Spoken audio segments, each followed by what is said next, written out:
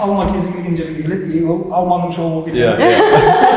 Так, достар, бұл тілдес қонақта Едіге және Әділет, модератор, жүргізуші. Мен қош келдіңдер жігіттер. Міне жаңа бағдарлама бастап жатырмыз. Тілдес деп аталады. Не болатынын әлі білмейміз. Қазір жүре көреміз. Біздің дәстүрлі сұрақ. Қандай? Дәл қазір сенің ойыңда қандай цитата немесе сенің сүйікті цитатаң? Менің сүйікті цитатам, жалпы цитата деп айтуға келема келмеймін, бірақ сүйікті сөзім, сүйікті мотивационный сөзім, басқа біреулерге айтатын немесе өзіме всегда айтып жүретін, ол бір жерді қаза берсең су шығады деген. Себебі білемін де, сен бір нәрсемен айналыстың ба, егер сен оны предавать етпей, до конца өзіңе деген сеніммен жасасаң, бәрібір де су шығады ол жерден. Немен қассаң да. Керемет. Біз бұны неге сұрадық? Өйткені біздің бағдарламаның форматы, таныстыра кетейік. Тілдес, сіздің алдыңызда карточкалар бар. Карточкаларды аламыз. Сол жердегі цитатаны оқимыз, ой бөлсеміз. Подкаст еркін форматта. Сондықтан да, егер дайын болсаңыз, алғашқысын ала беруге болады. Бәрін мен алам ба, сендер де алып кетіп отырасыңдар? Барлығы. Ойды бірге жүргіземіз. Все. Ал көрейік. Мәссаған. Альберт Эйнштейн деп жазылды. Кітаптан тауып алатын нәрсеңізді ешқашан есіңізде де сақтамаңыз дейді. Мен сенің кітап оқитынын білемін, кітапты өте көп оқитынын білемін. Туған күніне уиш-листінде кітаптар керекей. Сен енді кітап оқитын, кітап жегіш дейікші, кітап кеміргіш адам ретінде қаншалықты келісесің Альберт Эйнштейн атамыздың ойымен? Мен енді білмеймін ғой, бұл қай мағынада айтып тұрған, мүмкін жаңағыдай ауыспалы мағынада айтып тұрған шығар. Бірақ егер тура мағынасында қарайтын болсаң, мен келіспеймін негізі. Есте сақтамаңыз. Кітаптан тауып алатын нәрсеңізді ешқашан есте сақтамаңыз дейді. Қызық. Мүмкін андай да болуы мүмкін. Жоқ, бәрібір де қай жағынан мүмкін деп қарасам да келіспейтін сияқты. Неге кітап? Көбіне көркем әдебиет оқисың ба, жоқ әлде нон-фикшн ба? Жоқ, художественная литература. Көркем әдебиет. Менде кейде кейбір шығармалармен мынандай нәрсе болады да, менің ойымда сюжет линиясы ғана қалады, деталь мүлде есімде қалмайды. Кейіпкерлердің атына дейін есімде қалмайды. Мысалы, мен білем, мынандай оқиға шамамен мына кезде болып жатыр, түйіні мынандай деген сияқты. Бірақ бірде-бір деталь есімде жоқ. Бәлкім солай шығар, жаңағыдай. Адамдардың аттарын уақытын ғана тауып алу ма? Сенің басыңды жаңағыдай толтырып тастайтын артық информацияның керегі жоқ деген сияқты. Бірақ бұл көркем әдебиет форматында ғана жүреді. Ал егер біз нон-фикшнді айтатын болсақ, ол жердегі әр идея бізге инсайт болатын болса, оны қалай есте сақтамайсың? Мүмкін енді бұл басқа заманның адамы ғой, сондықтан да солай айтылған шығар. Еще сен жаңа айтып отырсың ғой, көп нәрсе есімде сақтамау, менде де ондай проблема бар. Мен оқимын, мен жалпы көп нәрседе в основном ощущениені өзіме сақтап алуға тырысамын да. Оқыған кезде қандай ощущениеда болдым, қандай чувствода болдым, қандай эмоция бердім. Мысалы, кейбір әдебиеттер бар, саған жаңағыдай дискомфорт беретіндей, кейде жиіркенішті бір нәрсе болады сенің ішіңде, кейде жаңағыдай восхищение, кейде махаббат сезімі оянуы мүмкін деген сияқты. Сол ощущениялар маған маңызды. Ал жалпы оқыған кітаптарым иногда мысалы үйде кітап тұрады, бүйтіп қарап отырған кезде білмеймін не туралы еді осы кітап деп ше. Сондай да болады. Бірақ оқыған кездегі ощущением менің сақтаулы ішімде тұрады. Қызық, мүмкін ол да бар шығар. Альберт Эйнштейн жаңа айтты ғой, қазір енді ол сол заманның адамы ғой. Оның заманында белгілі бір ақпаратты білу үшін Google болған жоқ, жаза салатын. Сондықтан барлығын сол кітаптан қайтадан тауып іздеп отырмын. Меніңше енді сен өзіңе керек ақпаратты бәрібір сақтап аласың миыңда.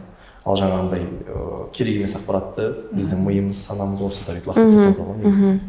Мен әлі бірақ түсінбей отырмын. Шынымен ше. Эйнштейнді түсіну қиын ғой. Негізі, Ішке оққан деймін.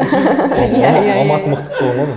анасы мүмкін содан шығар. Ол соның историясын естіген кезде ғалымдар бүйтіп айтып отырды ғой. Вот көрдіңдер ме, мысалы Альберт жаңағыдай мектепте оқымаған, оның миы пустой болды, сондықтан да миы таза болды, ешқандай ештеңемен не забитый, сондықтан да ол сондай нәрселерді ойлап тапты деп айтып жүрді ғой ғалымдардың, жаңа ученыйлардың зерттеулері бойынша. Мүмкін соған сүйене отырып сөйтіп айтқан шығар.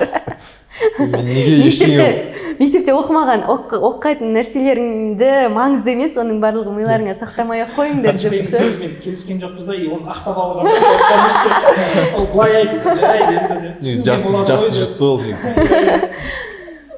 Ары қарай жалғастырайық онда. Келесін алайын ба? Иә. Ал осына кішкене түсінікті бір нәрсе болса екен. Так. Тағы кітап, прикинь. Жақсы кітап оқымайтын адамның кітап оқи алмайтын адамнан еш артықшылығы жоқ дейді. Мен бұмен келісемін. Себебі ойын түсініп тұр. Марк Твен шынымен де мысалы сен фильм болсын, кітап болсын, сен кез келген нәрсені болсын болмасын көре берсең, мысалы ол качественный нәрсе болсын болмасын, сен оқымайтын адамнан артықшылығың жоқ деп тұр ғой, яғни жаман кітап оқығаннан.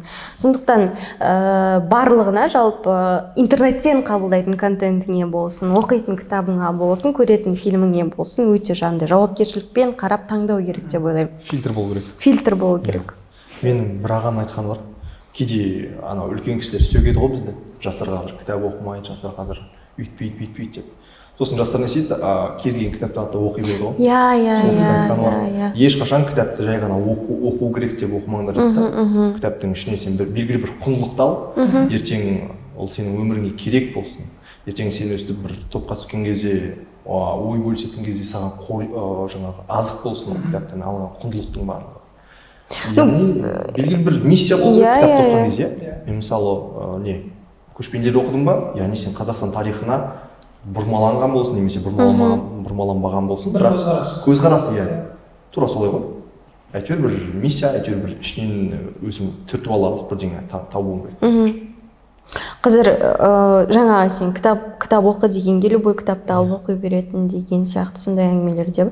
Мысалы психология бар ғой, психологияны жек көремін, психология туралы кітаптарды. Мотивация. Жек көремін. Оқи алмаймын. Кезінде бір-екі кітап оқыдым. Роберт, ладно, ол да бір профессиональный книга болып табылады. Жоқ, жаңағыдай особенно әйел адамдар жазатын психология болады ғой. И соларды оқып отыратын қыздарға қараймын да жаным ашиды. Мүмкін олай сөгуге де болады, мүмкін бір нәрсе алатын шығар. Кезінде мен де оқыған, бірақ көп оқыған жоқпын.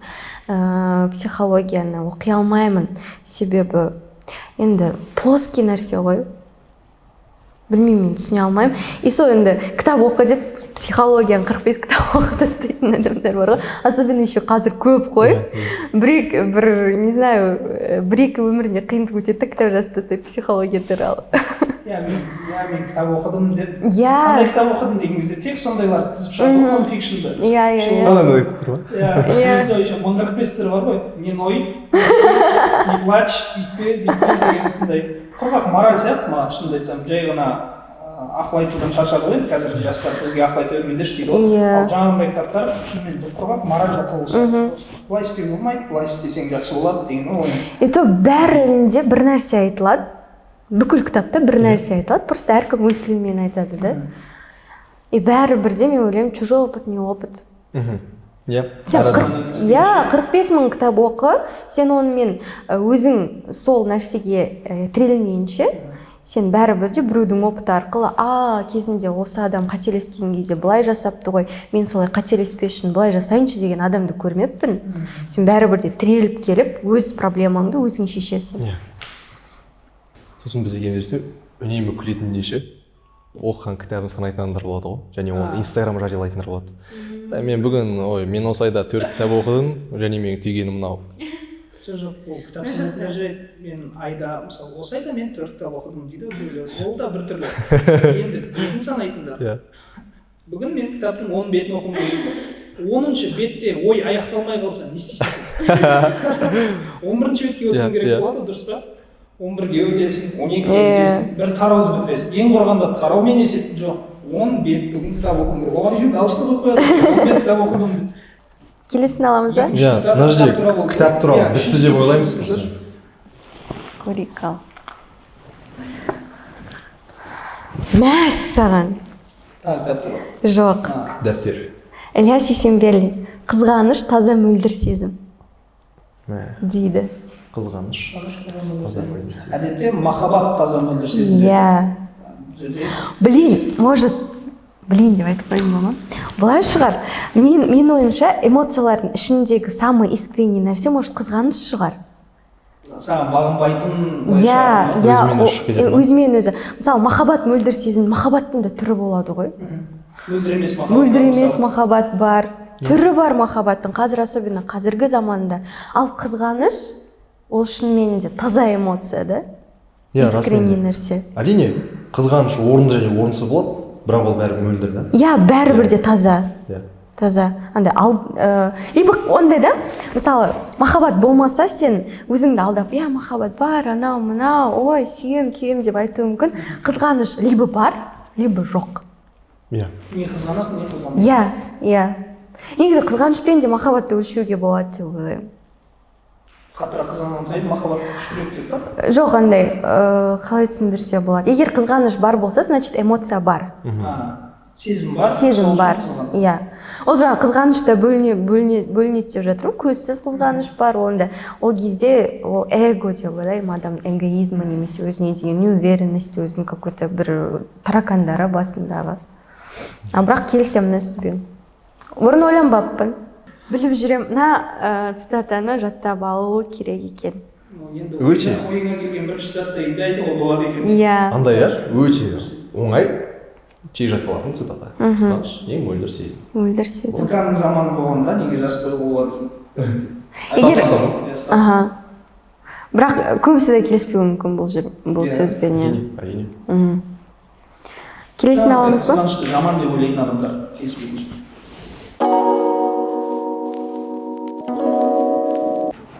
Так, келесін алайық, Иә. Бетіндегісін алайық. Ақшасы жоқ адам кедей емес, арманы жоқ адам кедей. Сократ. Сократ мықты айтыпты. Ақшасы жоқ адам кедей емес, арманы жоқ адам кедей. Спорный, иә? Жоқ, просто қазір... Бірінші жағы спорный ма? Бірінші бөлігі? Иә. Бірінші бөлігі. Себебі арманы жоқ адам кедей деген, мен толығымен келісем. Ақшасы жоқ адам кедей, по факту кедей ғой. Сократтың заманында бәлкім ақша керек болмаған шығар. Маңызды болмаған. Жатып, ойланып, рахат Греция, мына жер теңіз. Өзім шарабын ішіп қойдым. Осы Сократ емес пе еді, или басқа кім еді? Царь келіп Сократ пе еді, мен шатастырып тұрмын, блин, интернеттен қарап аламыз. Жаңағыдай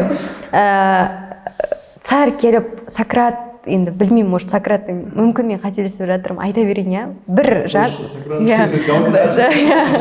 философқа келеді екен да, енді ол кітаптар жазған, бір нәрселер жазған, көмектескен, царь келіп, саған не істейін, кеттік дворецке, жаңағындай лашықта жатқан ғой, осы Сократ ау деймін, әңгімесіне қарағанда, лашықта жатқан. Жиренше шешен емес пе? Жоқ. Мынандай неде жатқан ғой, и бүйтіп келіп, ұйқысынан тұрып жатқан царь келіп, не істейік саған, жүр кеттік, бәрін берем, қанша алтын, не дворец, қандай үй, бәрін берем деген кезде отырып, не заслоняй мне солнце деген ғой болды. Сөйтіп ештеңе керек. Тарихтағы номер 1 панч па?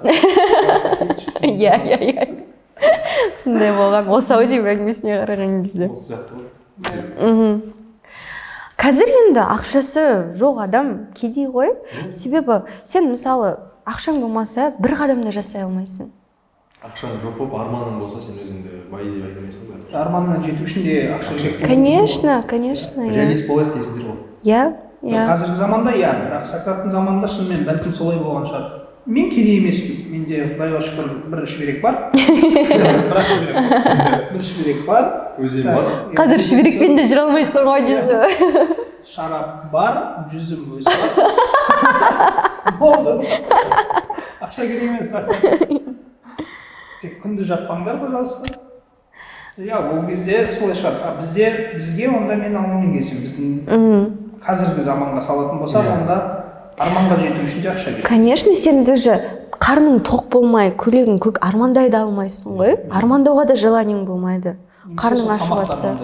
Иә, максимум осы. Оған да ақша керек қой. Ақыр соған келіп тірелді. Иә. Ну енді бірақ екінші сөзін бүйтіп, біріншісін алып тастап, екінші сөзін қалдырса болады. Екіншісіне түсетін шығар. Онда мақал өзгертеміз, ақшасыз адам ормансыз бұлбұл. Деп оны алып тастайсың да, просто армансыз адам кедей деп. Армансыз адам кедей, сакрат. Кедейге сакрат. Мен бір досымда мындай ситуация болған. Жұмысқа тұрды. Музыкант өзі жұмысқа тұрды, яғни қандай да бір бытовой потребностьтерін жабу үшін тұрақты жұмысқа тұрды, бірақ уақыт өте келе ештеңе жаза алмайды, депрессияға кіріп кетті. И содан кейін келіп айтып тұрды, мен айтады, мен ақшам болып бақытты болып жүргеннен ақшам жоқ болып бақытсыз болып жүргенін күшті екен. Видишь, тоже это не ғой жаңағыдай драматизировать ету, творческий адам, трагедияға жақын болуы ғой. Ол значит содан бақыт таппады да. Бірақ қазір ақша кез келген бақыт алып келеді. Мен бақыт ақшада емес дегенге келіспеймін. Көңіл күйің жоқ, мысалы, сен өзіңді бақытты қыла аласың. Путешествовать ете аласың. Путешествие ол үлкен бақыт, саяхат деген. Путешествовать үшін ақша керек. Сондықтан ол уже не актуальный цитата деп ойлаймын. Ал егер жаңағыдай бірінші жағын жарайды, бірінші жағын сырт тастап, екіншісіне келетін болсақ ше. Егер ештеңе армандамасаң, онда сен кедейсің. Иә, духовно кедейсің. Иә, толығымен келісем, омен. 100% келісем. Армандамайтын адамдарға ғашылар. Өйткені кішкентай мен өзін армандау. Ол да арман ба? Сосын мен арманның да деңгейі бар. Мен мына нәрсені армандап отырмын қазір. Бір адам одан 10 есе жақсы нәрсені, 10 есе жақсы нәрсені армандау. Армандау деген күшті ғой, күшті процесс қой. Андай тегін, иә, тегін. Жатып аласың да. Сакраттың айтатындай бар екенсің. Не істейсің, армандайсың ол. И ол бәрі бірде, қазір мен өзім өмірімде қарап отырсам, мысалы, сол армандағанның несі ғой, кеше ғана сторис салып едім ғой, мен оказывается 2012 жылы 9 класста оқып жүрген кезде қасымда отырған класстасыма автограф беріппін. Ертең жұлдыз болып кетсем, мен саған автограф бере алмаймын, қазір беріп қояйын. Сенімді айтсай, не деген сенім, өзіме деген. 9 класста ма? 9 класста. И соны кеше класстасым тауып алып, салып қойғанда андай болды да менде, ой, бұлай болмай қалады-ау деген, мен прям сенімді болдым. Ертең мен актриса болам. Мұғалімдерге айтатын, маған физика керек емес, мен актриса болам. Сен қайдан білесің, боласың, мен болам деп айтатынмын. Толқын қойып берейін ба, или қалай деп па, мұғалімдерге. Сол кезде мысалы мен айнаның алдында отырып алып, үйде мен бүйтетінмін. Яғни комнатаны жауып алам. Ол кезде маған папа біледі, маған тиіспеу керек. Комнатаны жауып алам, ән айтам, билейм, интервью берем, айнаның алдына қарап отырып алып, өзім сөйлеп жүрем. Содан кейін күшті болып шығып келе жатам. Соның барлығы арманнан ғой. Ал қазір қарап отырсаң, сол армандарым, яғни менің бір жұмысымның бөлшегіне, өмірімнің бөлшегіне айналды. Сол кезде мысалы ата-анама да рахмет, мен армандап сандырақтап жүрген кезде, жоқ, болмайды деп айтпағатын да, наоборот поддержка беріп, болады, жақсы болады, барлығы келеді, әртіс болады деп. И сол кезде даже туысқандар тілек айтқан кезде бүйтіп айтатын, ертең Алмаш бастық болсын, Алмагүл деп айтқан кезде мен айтатын, жоқ, мен бастық болмаймын, әртіс болам, актриса болам деген кезде, енді олардың да бастығы болады ғой, сондай бол деп. Настолько мен туысқандар көп жақсы сөз айтқан, мысалы театр, мен художественный руководитель болдым да, мысалы төбеде қазір художественный руководитель, и соның бәрі андай орындалып келе жатыр да. Иә, ол да бір бастықтың бір несі ғой. Ойларын орындалу қасиетін айтты маған. Сенсең негізінде. Енді әрине барлық кетіп 90% солай ғой, сен оған сенсең ол бәрібір. Бағана мен ең бірінші айтып кеткен сөз ғой, жаңа бір жерді қаза берсең су шығады деген. Кез келген адам самый оңай жол ол артқа кетіп қалу. Мысалы менде де болған, талай қиналған кезде Ақтөбеге қайта салаймын ба, мамам театрына барып жұмысқа тұра салам.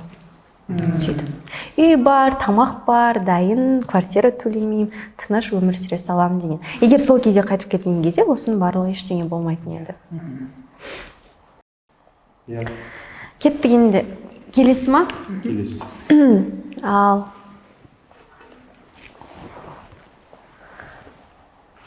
өзін еркін санайтын құл ең жақсы құл. Платон. Өзін еркін санайтын құл. Бұл жерде біз негізінде енді қазір бұл өте дөрекі естуі мүмкін, бірақ біз негізінде әр сәттің құлымыз. Иә. Біз мектеп кезінде уақыттың да құлымыз. Біз универге түскен кезде универден шығып қалмау үшін ұлттың құлы боласың. Универ бітіргеннен кейін отбасылы болсаң, сол кездегі сәттің құлы боласың. Жұмыс десең, сол жұмыстың артынан өмір сүру үшін сол жұмыстың құлы боласың. Біз өмір бойы құл болып өтеміз. Біз бір адамның құлы болмауымыз керек. Дегенмен біз сәттердің өз өмірдің құлымыз. деп ойлайсың ба? Дегенмен құл деген бірақ түсініктің өзі кішкене ауырлау әрине. Құл деген Платонның кезіндегі түсінік бойынша. Ол кезде құл деген жүрген ғой. Немесе адам деп ойлайды. Қалай өзгереді сонда цитата? Өзін еркін санайтын адам ең жақсы адам болып өзгереді. Онда біз жаңа сенің айтқан ойыңа толықтай қосыламыз. Өзін еркін санайтын адам. Өте жеңіл болып қалды адам деп қосып бердік. Салмақтың бәрі құл. Адам просто күнделікті сөз сияқты болып қалды да. Ой, Платон айтқан ба деп сондай цитата болды. Оны да философ дейді ау деп ба? Мен де айта аламын ғой мынаны деген. Дегенмен келісуге болады меніңше бәрі белгілі. Иә. Құл деген құлдың да құлы болады дейсің ғой. Ауыр сөз болса сен адамның құлы емессің әрине. Дегенмен біз оқиғалардың, сәттердің, эмоцияның, уақыттың құлымыз. Біз сол үшін өмір сүреміз. Тәуелдіміз. Иә. Рас. Мен бәрібір де не айтқысы келген екенін түсінбей отырмын да. Өзінен сұрау керек. Әттең. Барып келейін ба?